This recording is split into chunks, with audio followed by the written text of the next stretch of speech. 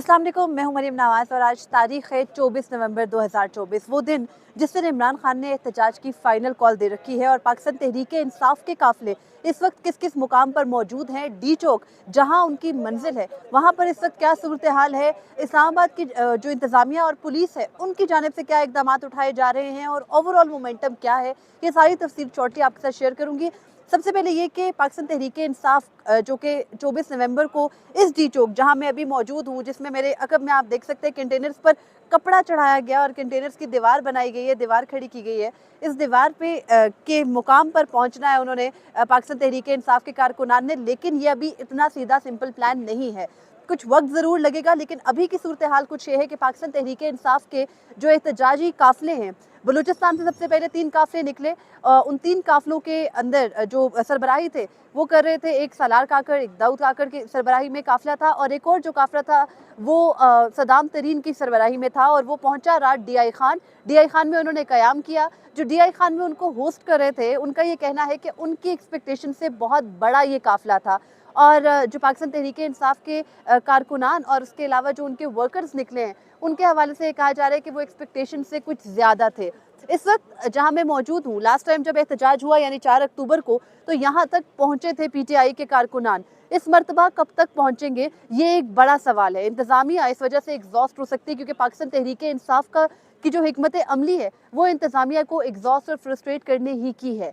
इस वक्त जिस डी चौक में मैं मौजूद हूँ यहाँ पर तो पीटीआई बाद में पहुंचेगी, लेकिन अभी इतलात ये है जिस वक्त में मैं ये वीडियो रिकॉर्ड कर रही हूँ कि पाकिस्तान तहरीक इंसाफ के काफिलों ने निकलना है और जो मोटरवे का जो मुकाम है यानी जहाँ से पंजाब और केपी का संगम है वहाँ से उन्होंने मिलना है। और जो वज़ीर आला अली अमीन गंडापुर है जो मरकजी काफिले की सरबराही इस मरतबा करेंगे, वो जो अपना केपी हाउस है, जो वज़ीर आला हाउस है, वहाँ से निकलेंगे और उसके बाद वो काफिले को ज्वाइन करेंगे।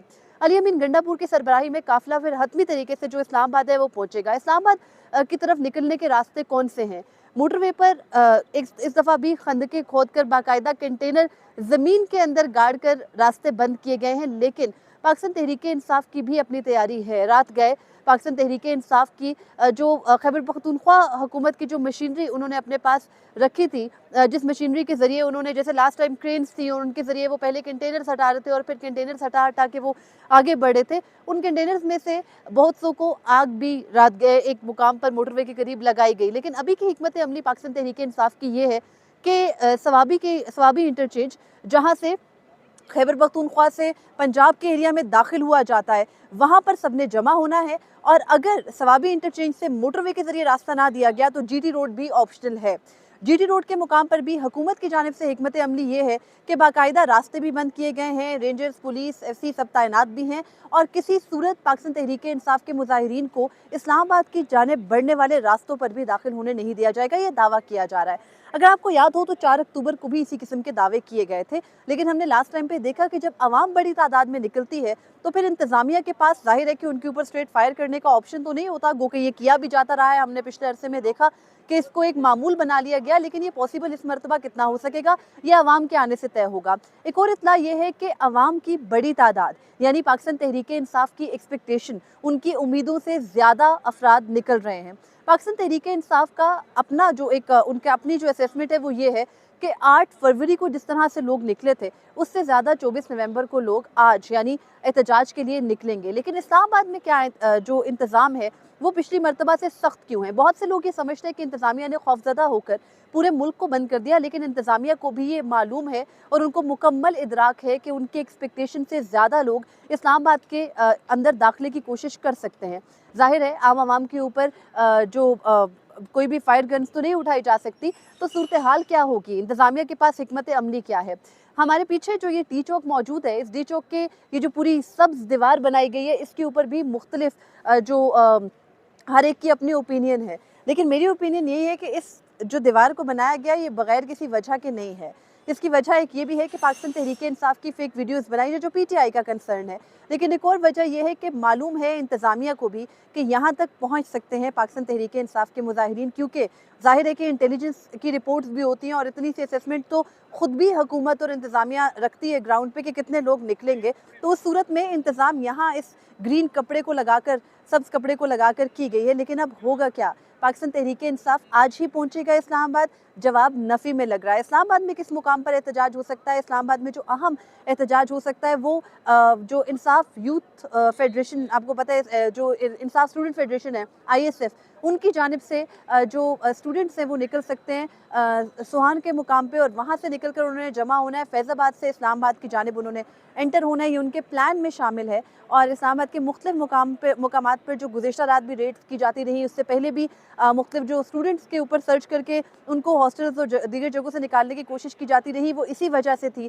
कि जो स्टूडेंट्स हैं उनके बारे में ये इल्म है इंतज़ामिया को कि वो मुख्तलिफ मुकामात पर मौजूद हैं। जो पाकिस्तान तहरीक इंसाफ है उसने जो मुतहर्रिक किया अपने स्टूडेंट्स को, वो किसके ज़रिए किया? खालिद खुर्शीद का अहम नाम सामने आ रहा है। वो जो पिछली मरतबा आपको याद होगा कि जब PTI ने इस्लामाबाद की जो बकरा मंडी है वहाँ पर मवेशी मंडी के मुकाम पर जो एक एहतजाज किया था, जलसा किया था, उस जलसे में खिताब के बाद खालिद खुर्शीद ग्राउंडेड थे। वो कहीं पर सामने नहीं थे क्योंकि उनकी बातें, उनके अल्फाज इतने सख्त थे वफाकी वज़ीर दाखिला मोहसिन नकवी के बारे में कि उसके बाद वो सामने नहीं आए। लेकिन इस एहतजाज के लिए इंसाफ स्टूडेंट फेडरेशन के जो मुख्तलिफ जो विंग्स हैं उन सबको मुतहर्रिक करने में उनका किरदार है।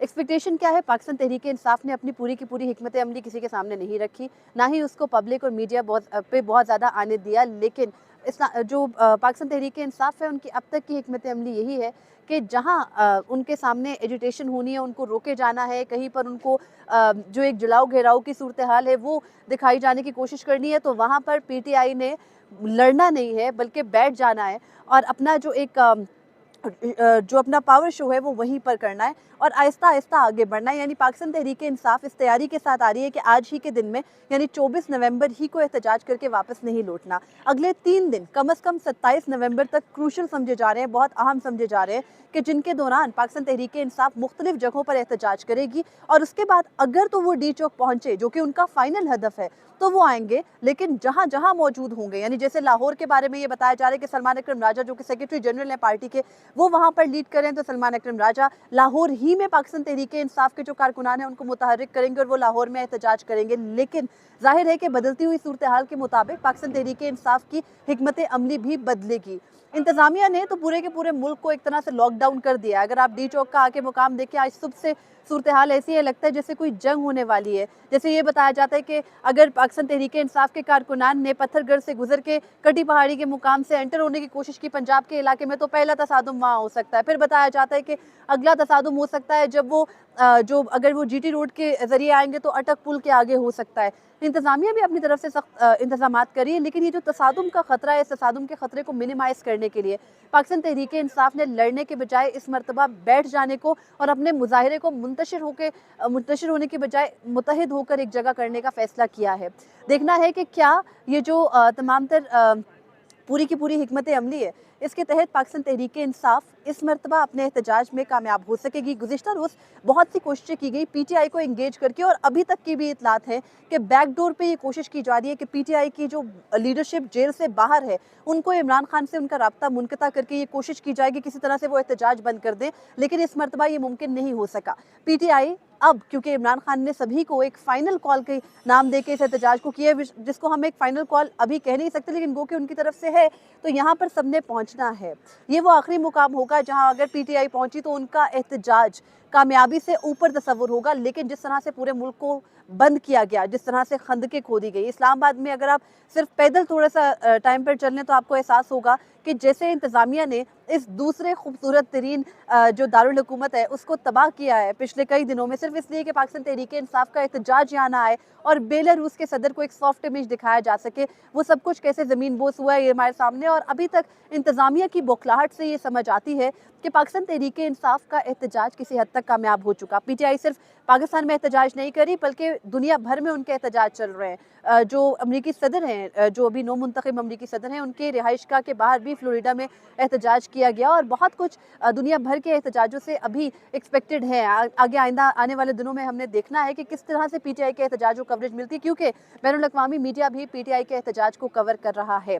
D चौक में और इस्लामाबाद में जो मुख्तलिफ एंट्री के मुकामात हैं उन पर क्या सूरत हाल होगी, आपको मजीद भी आगाह करूंगी। अभी तक के लिए इतना ही था, मुझे इजाज़त दीजिए। अल्लाह हाफिज़।